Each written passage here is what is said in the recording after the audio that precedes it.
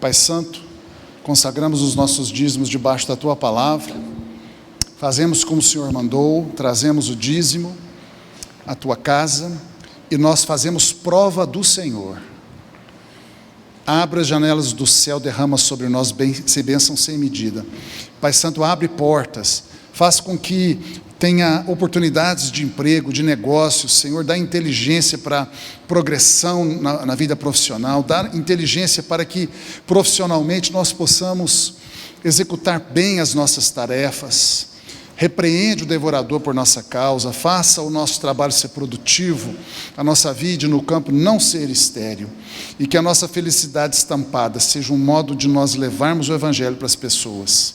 Consagramos também nossas ofertas debaixo da Tua palavra, fazemos com alegria, sem constrangimento, sem obrigação, e pedimos que o Senhor produza, por meio da oferta que nós entregamos ao Senhor, muitas graças a Deus, que a Tua obra avance, que vidas sejam salvas, edificadas, que a igreja esteja abençoando, Senhor, a cidade de Lavras, as cidades vizinhas, o Brasil todo, Senhor, por meio da internet. Nós pedimos que o Senhor faça aquilo que diz na Tua palavra, que o Senhor aumente a nossa sementeira, para que possamos ser mais generosos ainda. Assim nós consagramos em nome de Jesus. Amém. Nosso irmão Tiago, nosso irmão Beto vai recolher aí onde você está. A crise dos homens.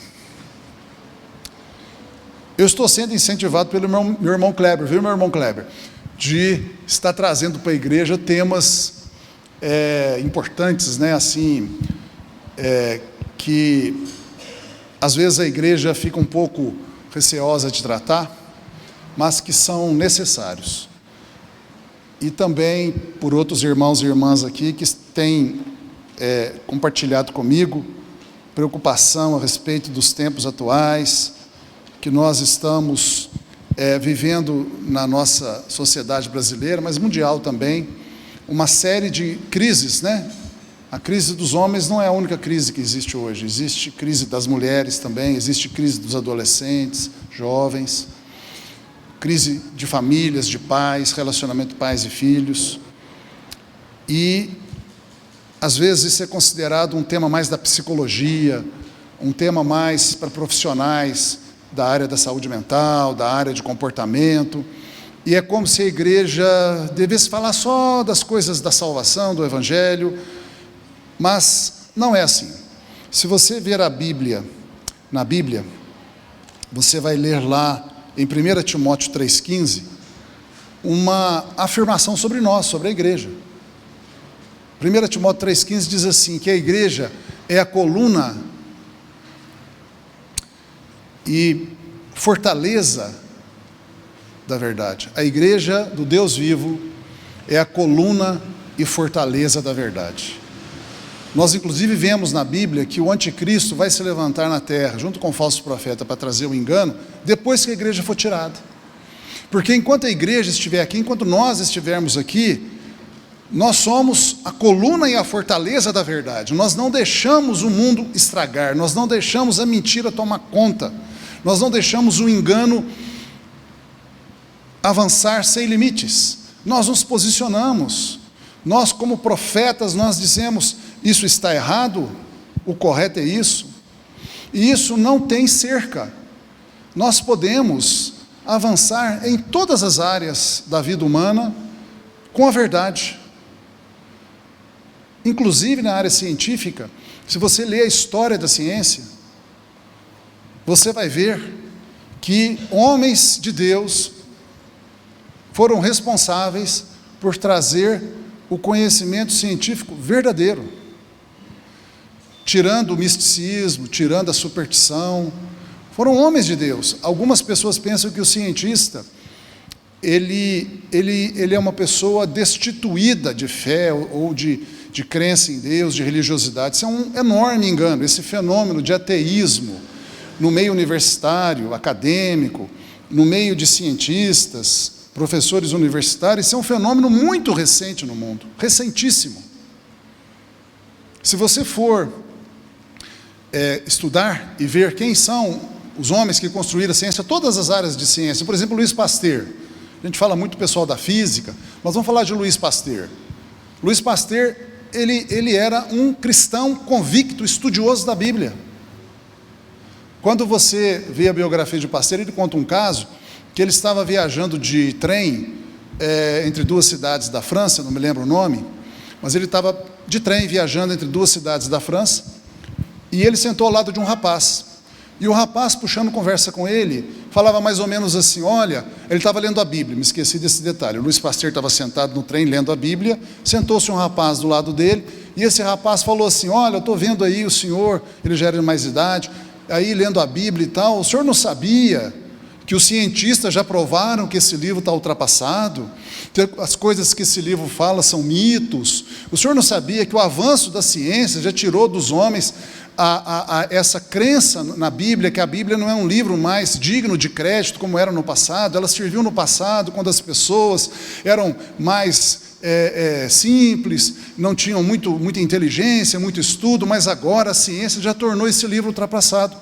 E ele conversou assim, a ciência já provou que esse livro é ultrapassado? Os cientistas já provaram que esse livro é ultrapassado? Eu não sabia que a ciência tinha provado que esse livro era ultrapassado, nem que os cientistas tinham provado. E o rapaz, não, é isso mesmo e tal. Aí chegou a estação do rapaz, onde ele ia descer, o rapaz se levantou e disse, olha, eu queria continuar essa conversa com o senhor um dia, o senhor podia me dar aí um endereço, alguma coisa? Ele tirou, pois não, tirou o cartãozinho do bolso, entregou para ele, o rapaz leu, Louis Pasteur, diretor do Instituto Biológico da França, um dos maiores cientistas de todos os tempos, e provavelmente certamente um dos maiores cientistas vivos daquela época. E nós poderíamos falar isso de vários e vários e vários. Bernard Riemann, um grande matemático, um dos principais matemáticos, ele era filho de pastor, e ele estudava a Bíblia todo dia, e todo dia ele orava a Deus. No túmulo de Bernard Riemann está Romanos 8, 28, a lápide, ele falou, no meu túmulo vocês vão gravar Romanos 8, 28, está lá no túmulo dele. Os seus colegas relatam que ele era um homem piedoso, um homem cristão, um homem crente, que não tinha vergonha de ser cristão. Se eu fosse falar aqui para vocês, são inúmeras e inúmeras e inúmeras figuras da ciência, cristãos. Nós não precisamos ter medo de entrar em nenhuma área. Nós, a Igreja de Cristo, é a coluna e fortaleza da verdade.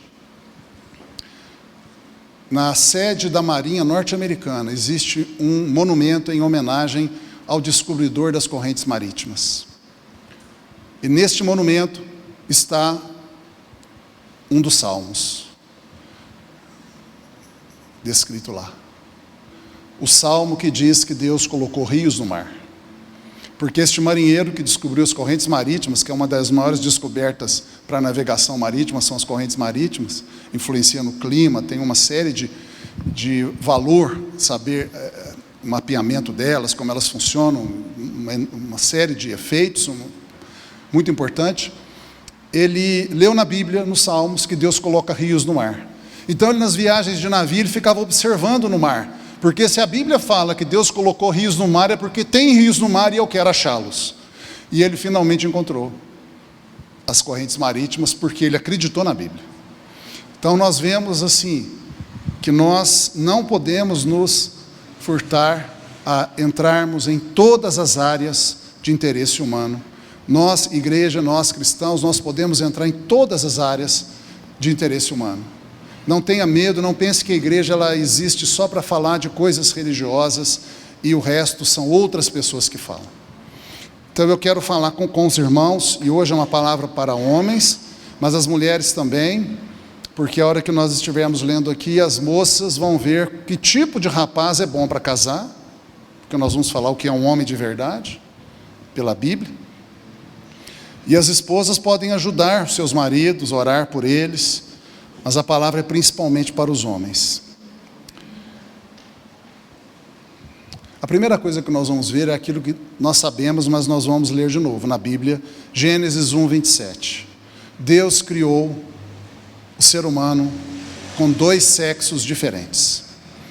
O homem é diferente da mulher no seu corpo e na sua alma, não é diferente no seu espírito. Os homens não são diferentes das mulheres em espírito. Espiritualmente nós somos iguais, homens e mulheres. Mas a alma é diferente e o corpo é diferente. Então existe o corpo masculino e o corpo feminino, existe a alma masculina e a alma feminina. Não existe o espírito masculino e o espírito feminino. Nós sabemos que Deus criou o homem à sua imagem e semelhança, homem e mulher os criou, macho e fêmea em algumas versões. Então existe o ser humano masculino e existe o ser humano feminino. Isso tem uma ordem de criação imutável, isso não pode ser mudado. Quando a gente às vezes ouve alguém falar assim, fulano de tal fez uma operação de mudança de sexo, agora ele era homem e está com aparência de mulher, veste-se como mulher, pinta-se como mulher e vice-versa, mulher com aparência de homem. Isso é uma coisa impossível, porque se um homem quisesse se tornar mulher, ele teria que mudar cada célula do seu corpo, porque cada célula do corpo de um homem é masculina. O cromossomo é XY. Cada célula do homem é XY, masculino. Cada célula tem informação masculina. Assim como a mulher, cada célula é XX. Cada célula do corpo da mulher é feminina. A mulher não é feminina só porque ela tem cabelos longos ou porque ela tem seios e órgãos genitais. É muito mais que isso, o útero.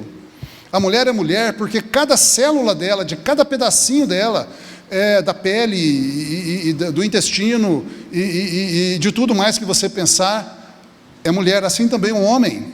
Ele é um homem em cada célula dele.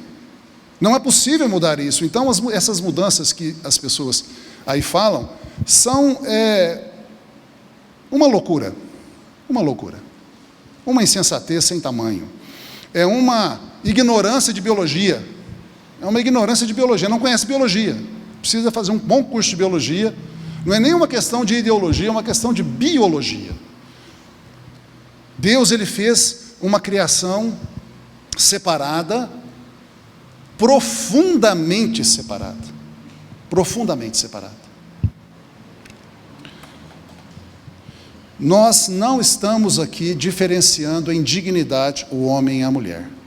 Quando você vê na Bíblia, por exemplo, o texto de Efésios 5:23, você vê uma hierarquia ali. Você vê que o homem, ele está numa posição hierárquica superior à mulher.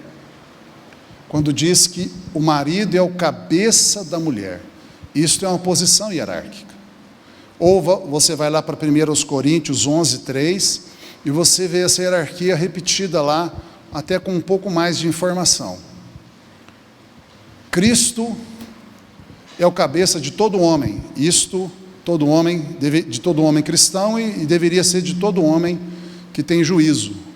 Todo homem que tem juízo deveria ter Jesus como Senhor, então ele é o cabeça, é uma hierarquia. Jesus é o Senhor, ele está acima de nós. O homem é a cabeça da mulher, Deus o cabeça de Cristo. Então a hierarquia é Deus, Cristo, homem, mulher. Essa é uma hierarquia que não depende de épocas, não depende de culturas, não depende de etnias, é uma hierarquia absoluta. Mas essa hierarquia não está relacionada à dignidade. A dignidade do homem é a mesma dignidade da mulher.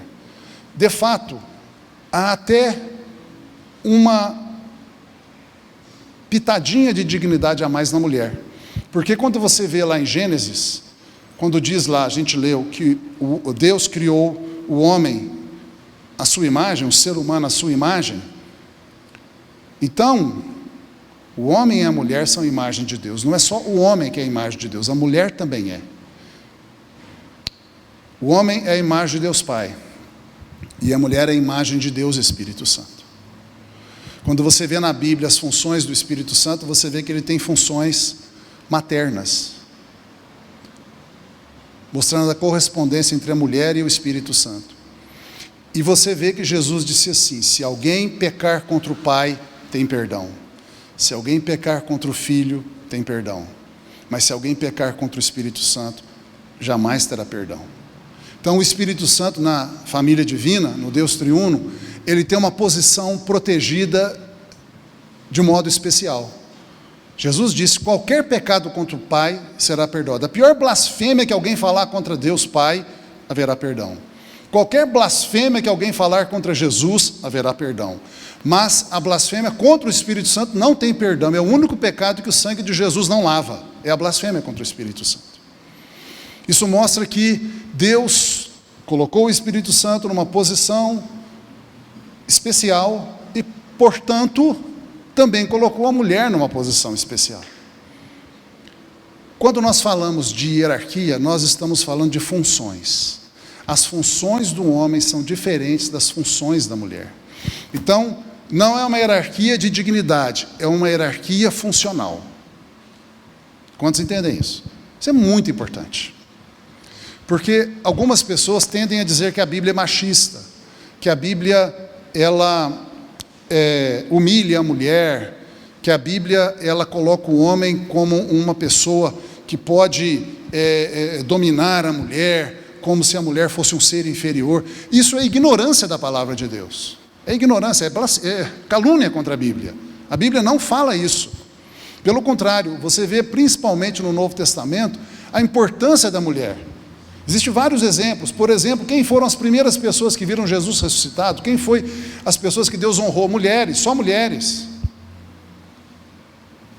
E você vai ver que Jesus, inclusive, seu ministério, ele era sustentado financeiramente por mulheres.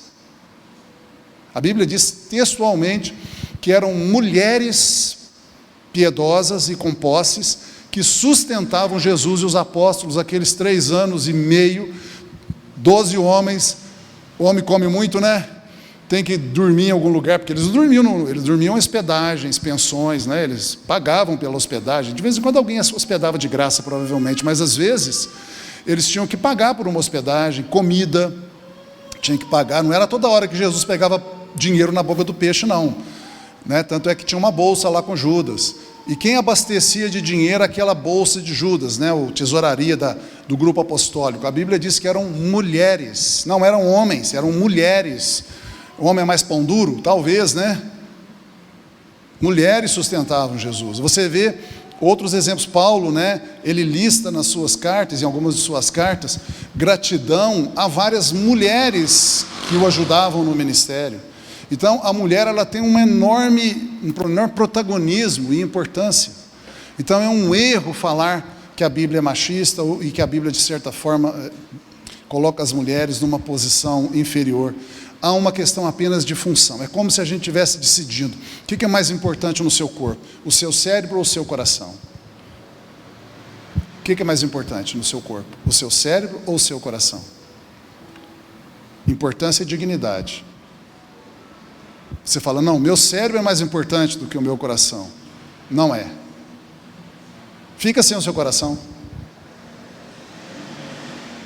Vou comparar o cérebro com o homem e o coração com a mulher. Nenhum de nós é tolo de dizer que o cérebro é mais importante. Ah, mas é o cérebro que pensa. É, mas fica sem coração, irmão. Fica sem coração para você ver o que acontece. O coração, de certa forma, sustenta o cérebro. Ele que está bombeando sangue o tempo todo, o cérebro é altamente dependente da glicose que o sangue carrega, altamente dependente. Eu tenho lipotímia. Lipotímia é aquela fraqueza para ver agulha, sangue, sabe como?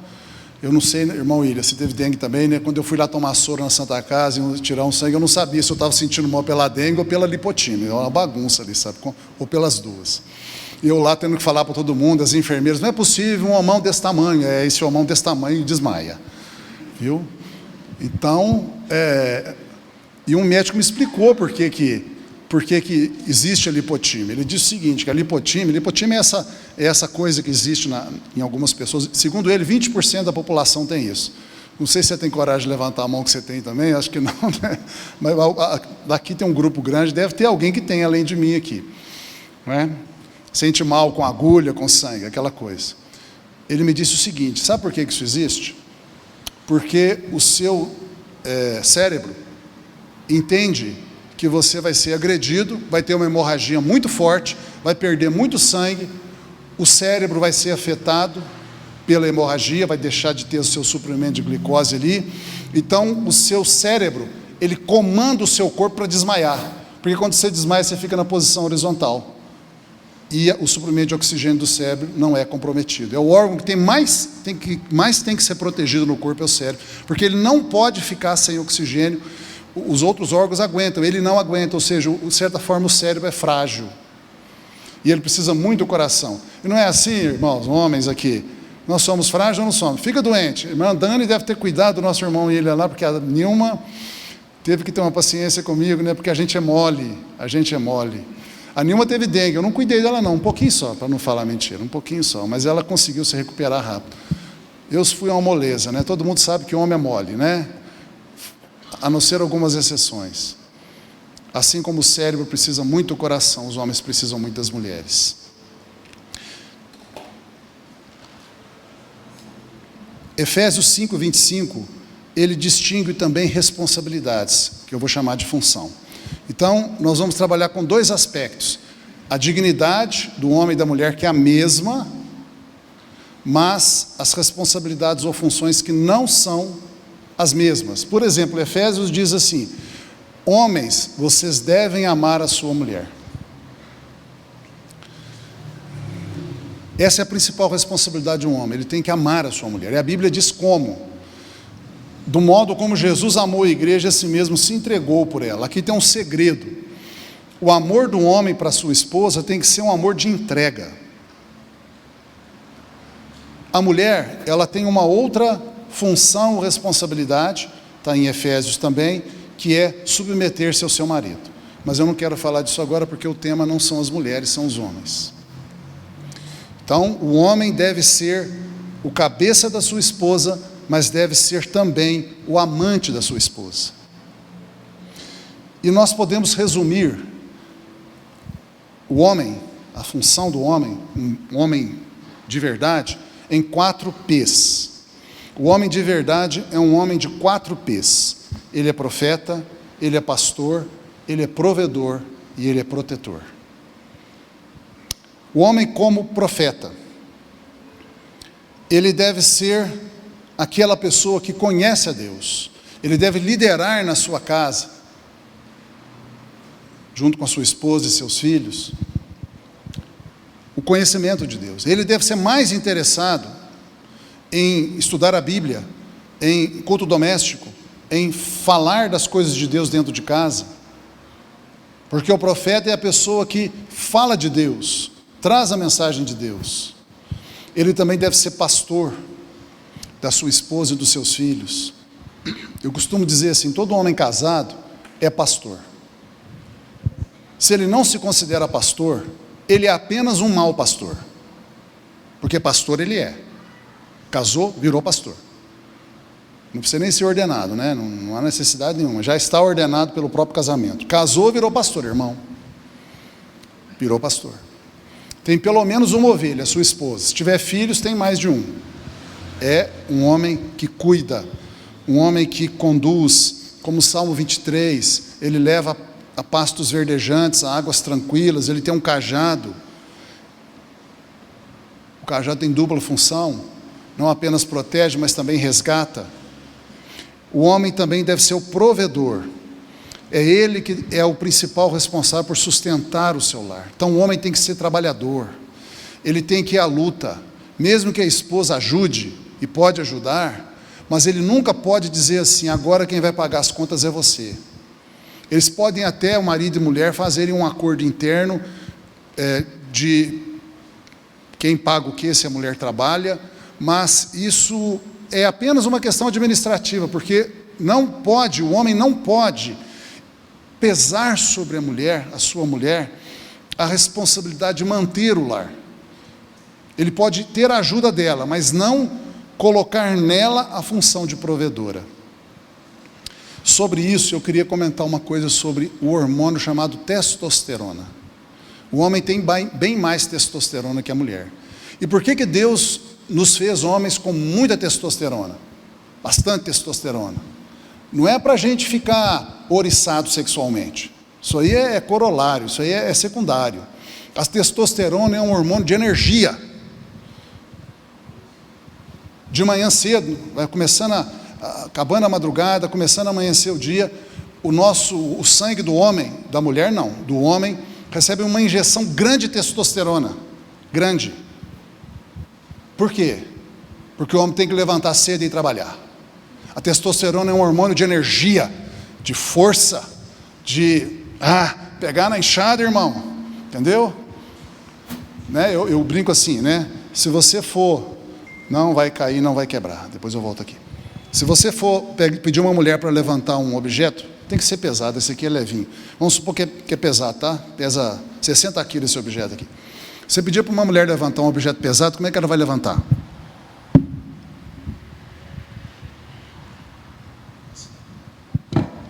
Pede um homem saudável para levantar esse objeto. Como é que um homem levanta?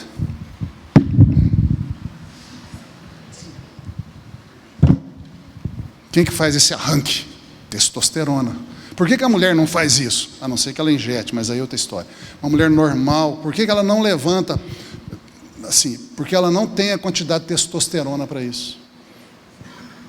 A testosterona, até biológico, né? Químico, né? Você vê que Deus já fez um homem para ser o trabalhador, o cara que vai à frente, o cara que enfrenta, o cara que sua a camisa, o cara que vai lá trazer o pão lá para dentro de casa. O homem é o provedor. O homem também é o protetor. Há um tempo atrás, não foi muitos anos não, alguma coisa como, acho eu uns 4 anos atrás, 3 ou 4, houve um fato que saiu nos noticiários aí. A Suécia, os países escandinavos de uma maneira geral, mas em especial a Suécia, estava recebendo muitos imigrantes da Síria, porque a Síria está numa crise, uma guerra civil, uma crise humanitária terrível, e os sírios estavam saindo e indo para outros lugares do mundo, e a Suécia foi um lugar que abriu as portas para receber muitos sírios, e estava acontecendo um problema. Os sírios, não todos, mas alguns sírios, alguns homens sírios imigrantes lá, estavam estrupando as mulheres suecas. Era um caso, uma epidemia de estupro, epidemia. Uma mulher se levantou, uma mulher importante, eu não lembro o cargo dela, ela tinha uma função pública importante, tipo deputada, alguma coisa assim. Ela foi na mídia e falou algo forte. Ela falou assim: o problema não é nem as mulheres estarem sendo estrupadas, o problema é que os homens suecos são uns bananas, porque não defendem as suas mulheres. Alguém além de mim viu essa notícia? Não? Pesquisa no Google. Viu lá, irmã? Quem viu? A Laísa viu. Legal. Tentei recuperar no Google, não estou sabendo usar as palavras-chave lá, mas isso foi muito comentado, ficou muito impactante, porque e aí começou a surgir uma série de discussões sobre o problema dos homens da Europa, que os homens da Europa estão ficando uns bananas, porque não defendem as suas mulheres, não defendem as suas filhas, não defendem as suas esposas, suas irmãs. Quer dizer, o doido lá estrupava lá a irmã de alguém e o cara ficava com medo, doido. Não. O homem é protetor. O homem pode ficar bravo. São os 4 P's. O homem deve ser profeta, deve ser pastor, deve ser provedor e deve ser protetor. E a gente pode procurar na Bíblia funções, características de um homem. Vamos buscar lá em Timóteo, 1 Timóteo, as qualificações de um pastor e de um diácono. 1 Timóteo 3, 2. Primeira carta de Paulo a Timóteo, capítulo 3, verso 2. Um pastor, e aqui está falando do homem, e um diácono, falando do homem também, mesmo a mulher podendo ser uma diaconisa, mas nós vamos ver a lista para pastor homem e diácono homem, pode ser usada para nós vermos o que é um homem de verdade. É necessário, portanto, que o homem seja irrepreensível. O homem deve ser esposo de uma só mulher. Ou seja, o homem de verdade não é esse safado que tem amante, que fica filmando as outras mulheres, de olho nas outras. O homem de verdade ele é temperante, ou seja, ele é alguém razoável, com quem você pode conversar, não é um ogro, um cara intratável, sem educação, né? Não tinha aquele negócio que o homem de verdade mastiga a abelha em vez de comer mel? Não é de verdade, esse não é um homem de verdade, esse é um ogro, é um, sei lá o que a gente fala que esse homem é, mas não é um homem como Deus criou. Ele tem que ser sóbrio. Nós homens temos que ser sóbrios, ou seja, lúcidos, né? Aqui sobriedade é o contrário de embriagado. O embriagado é um cara que não fala coisa com coisa.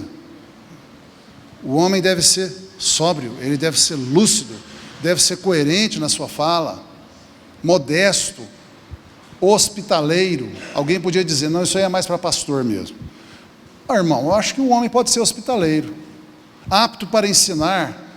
Isso é só para pastor? Não, eu acho que o homem deve ser capaz de ensinar. Qualquer homem deve ser capaz de ensinar, boa vontade de ensinar seus filhos, sua esposa, amigos, na vida profissional, quem está com ele. Verso seguinte, o 3, não dado ao vinho, não violento. Então, um homem de verdade não é um homem violento. Deus não fez um homem para ele ser violento. Ele pode ser valente, ele pode ser enérgico, ele pode ser até bravo no sentido de bravo, mas não pode ser violento. Cordato, a palavra cordato tem a ver com coração, né?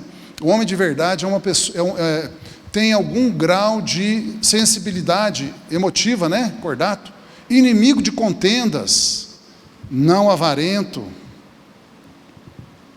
Verso 4, um homem de verdade, ele governa bem a sua própria casa. Está vendo a função de cabeça? Criando os filhos sob disciplina, com todo respeito. Vamos ver agora, verso 7. O homem de verdade deve ter bom testemunho dos de fora. Um homem de verdade, ele deve ter um bom nome, reputação boa. Ele não pode ser uma pessoa, ele não paga não, aquilo lá não paga nem fogo, né? Não paga nem fogo, né? Compra e não paga, é desonesto, trata e não cumpre a palavra. Não, o homem de verdade é um homem honesto, um homem que cumpre a palavra. Nós podemos buscar um pouco mais de qualificações aí nos diáconos, versículo 8. Homem de uma só palavra. O homem de verdade, ele tem uma palavra só, ele não é dobre, ele não fala uma coisa uma hora, fala outra coisa outra hora. Não deve ter ganância, né? Sorte da ganância. E o versículo 9. O homem de verdade, ele deve conservar o mistério da fé, ou seja, a fé, com a consciência limpa. Nós podíamos buscar lá em Tito, que também tem uma lista, um pouco mais das qualificações de um homem de verdade. Tito 1, verso 6.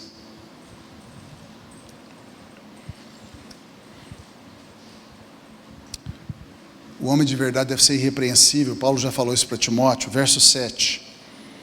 O homem de verdade não deve ser arrogante, não deve ser irascível, aquela pessoa que toda hora está com raiva, fala uma coisinha, ele está com raiva. O restante Paulo já disse para Timóteo. Verso 8, o homem de verdade deve ser amigo do bem, deve ser justo, deve ser piedoso e deve ter domínio de si mesmo. Isto é um homem de verdade. Algumas pessoas estão dizendo que o Brasil, em especial, está debaixo de um ataque. Os homens do Brasil estão debaixo de um ataque. Eu fico um pouco preocupado com teoria da conspiração. Eu não gosto de teoria da conspiração, porque teoria da conspiração, ela não é verdade. E ela deixa as pessoas com medo, instáveis. Então eu não sei se existe uma orquestração política e ideológica, até meio de partidos políticos, para fazer o homem brasileiro ser um banana. Eu não sei. Efeminado, banana, omisso, com medo, medroso, eu não sei se há. E eu prefiro não entrar por esse caminho. Eu fico preocupado da pessoa pensar assim, Então ele transfere a sua militância, vamos dizer assim, o seu protagonismo, para a política, meramente. Então é partido político que resolve isso, é votar em X, Y ou Z. Não é verdade. Não é verdade. Ou em disputa ideológica, também não é verdade. Ou começar a culpar quem não tem culpa. Eu acho que nós temos que enfrentar o problema do jeito que a Bíblia fala. Eu não acredito particularmente que existe uma orquestração, mas se houver, não é impossível que haja, nós vamos trabalhar do jeito que a Bíblia fala, nós sermos o exemplo, nós criarmos os nossos filhos como filhos homens, como homens, nós vamos influenciar do jeito que a Bíblia fala, apenas vivendo e ensinando o que é ser um homem de verdade, por palavras e ações. Não tem erro esse caminho, nós não erramos quando fazemos isso. E aí vem a pergunta, e o que acontece quando nós descobrimos que nós estamos falhando, como marido e como pai? O homem solteiro, ele terá que ter essas qualificações também. Mas isso vai doer mais para quem é marido e pai. O solteiro não vai sentir tanto, não vai causar tanto estrago, se ele não for 100% homem, vamos dizer assim. Não estou me referindo aqui à sexualidade, estou me referindo a características. Deve ser também, mas um homem casado, ele vai fazer muito estrago, se ele é um marido que não assume a função de marido, e se ele é um pai que não assume a função de pai. Ele vai estragar a sua família terrivelmente. E o que acontece quando nós percebemos que nós estamos falhando? E nós podemos estar falhando. Nós homens podemos estar falhando. A Bíblia diz que o homem, cada um de nós, deve examinar a si mesmo. Quem se julga a si mesmo não precisa ser julgado por ninguém. O melhor juízo que existe é o autojuízo, o próprio juízo. Eu me analiso, eu me julgo, eu me vejo frente à palavra e vejo no que eu estou falhando. E eu busco a correção disso. O que fazer quando nós percebemos que nós estamos falhando? Em primeiro lugar, saiba que o Espírito Santo de Deus é muito bondoso, compreensivo, tem prazer em nos consolar, nos direcionar, nos encher de esperança, nos fazer esquecer o passado e recomeçar. Filipenses 3, 12 a 14. É um dos versículos mais importantes da Bíblia. Vale para tudo, não só para a questão de falhas como homem, mas para qualquer falha. Paulo fala assim: eu não ainda obtive a perfeição. Isso é muito importante. Várias vezes na nossa vida nós vamos perceber que nós ainda não obtemos a perfeição. Nós vamos ver que nós somos imperfeitos, nós erramos, nós pecamos, nós fazemos errado. Vai acontecer isso. E olha o que Paulo fala.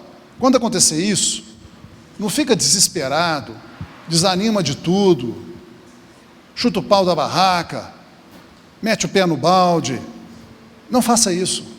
Faça o que Paulo está ensinando.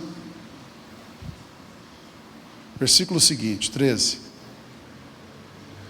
Eu me esqueço das coisas que para trás ficam.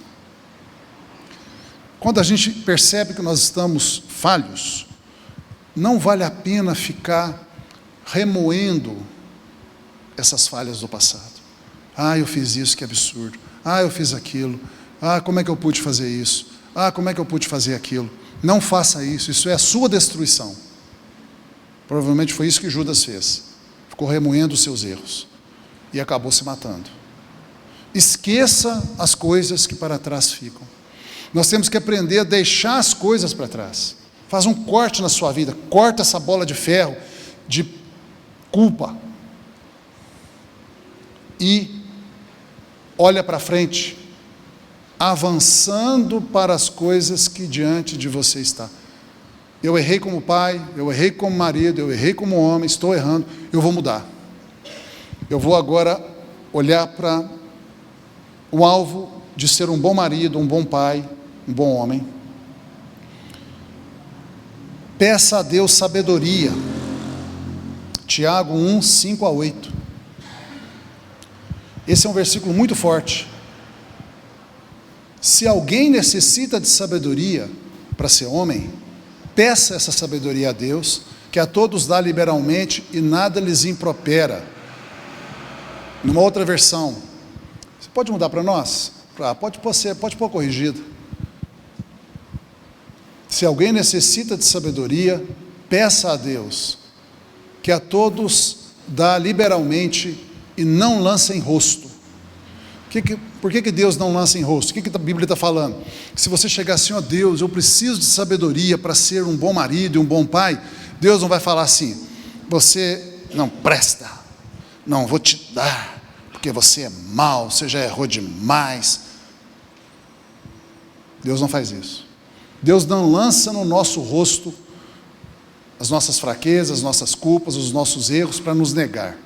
Pelo contrário, Ele dá liberalmente. A sabedoria é talvez seja a principal coisa que Deus quer dar. Você lembra de Salomão?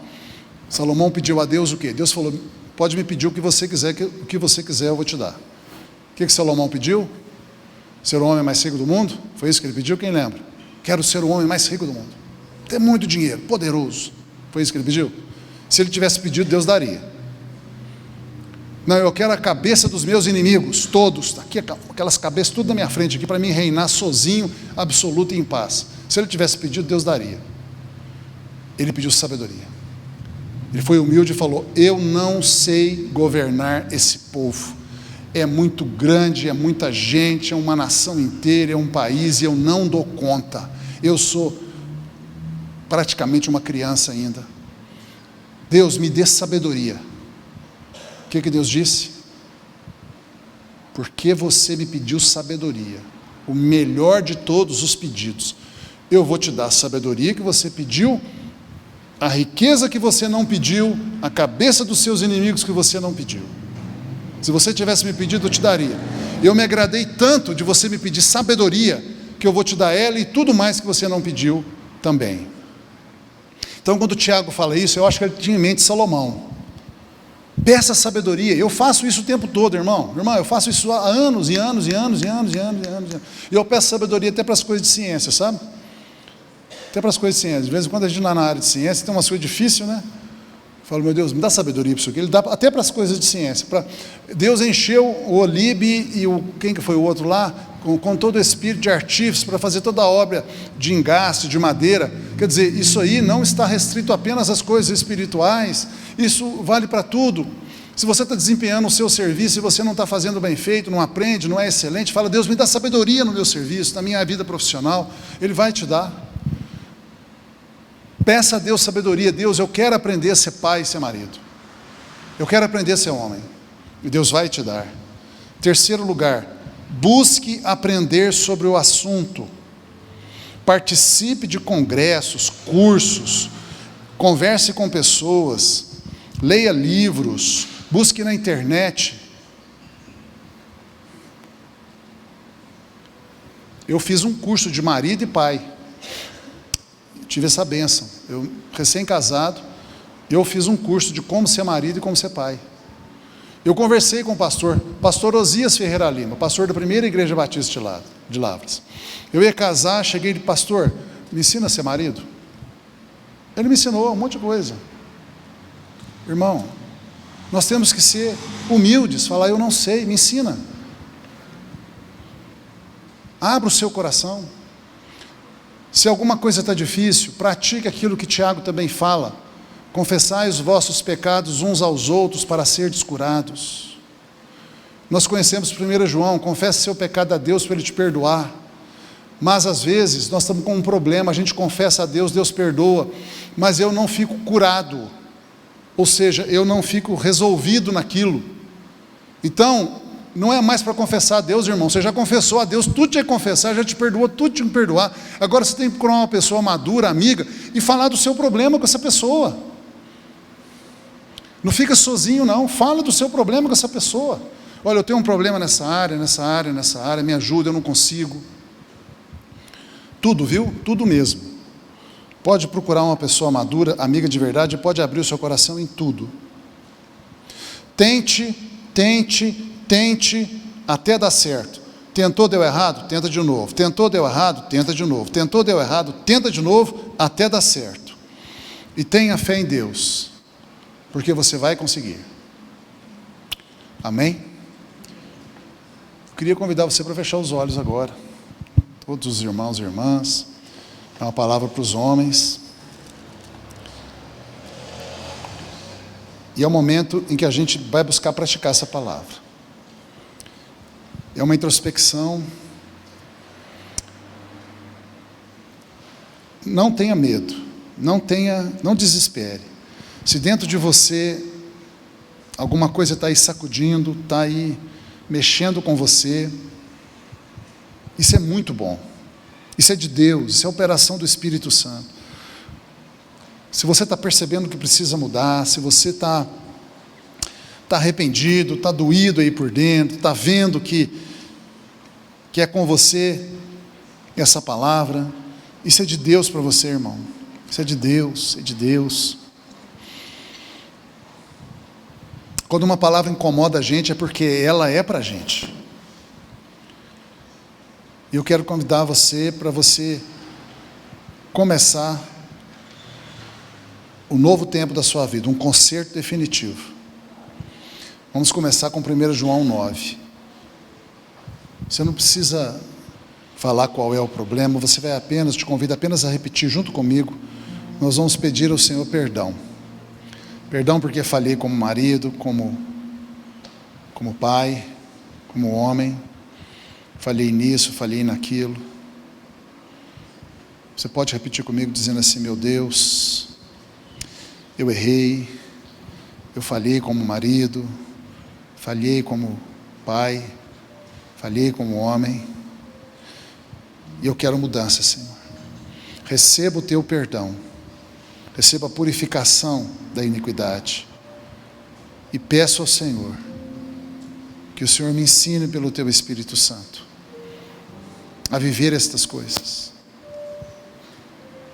Diga também assim: meu Deus, eu deixo para trás os meus erros, as minhas falhas, e eu olho para a frente. Eu quero mudança. Eu não quero ser como Judas, que ficou lembrando e lembrando o tempo todo das 30 moedas de prata, do beijo da traição. Eu não quero isso não. Judas olhou para trás e se matou. Eu quero, como Pedro, ver o Senhor trazendo lá o peixe, trazendo o pão. O Senhor nem tocou na negação. O Senhor se esqueceu do passado e disse: Pedro, olha para frente, cuida das minhas ovelhas, cuida das minhas ovelhas. Eu quero ser assim, meu Deus. Eu quero olhar agora para frente, quero fazer certo, quero ser um bom marido, quero ser um bom pai, quero ser um bom homem. Essa é a minha decisão essa noite, Senhor. Obrigado porque o Senhor me fez ouvir essa palavra. Obrigado porque o Senhor me acordou. O Senhor abriu os meus olhos. E é isso que eu quero ser. Eu nasci para ser homem de verdade, um homem de Deus. E eu profetizo que será assim. O meu Deus fará isso. Essa é a minha oração e minha fé em nome de Jesus. Amém. Vamos ficar em pé?